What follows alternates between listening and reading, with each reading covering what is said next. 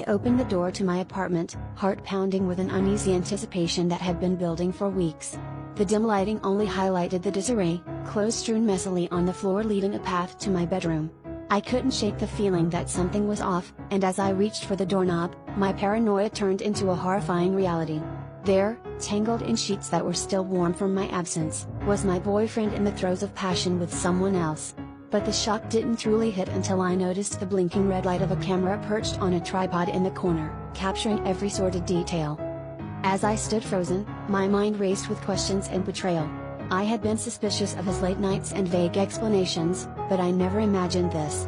The person with him, a shocking face from our social circle, was calmly adjusting the camera, their focus on the screen almost as intense as their focus on my boyfriend.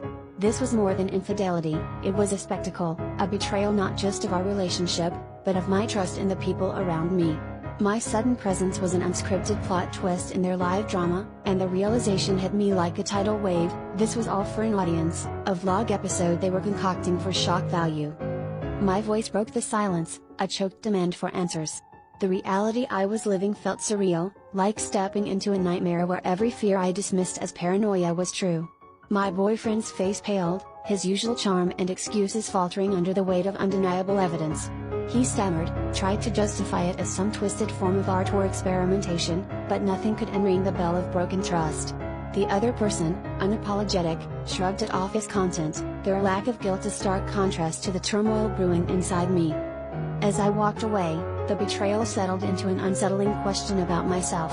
How had I become so blind to the signs, so trusting in a love that was never real? I realized then that the true conflict wasn't just their public spectacle but my private struggle with self-worth and trust.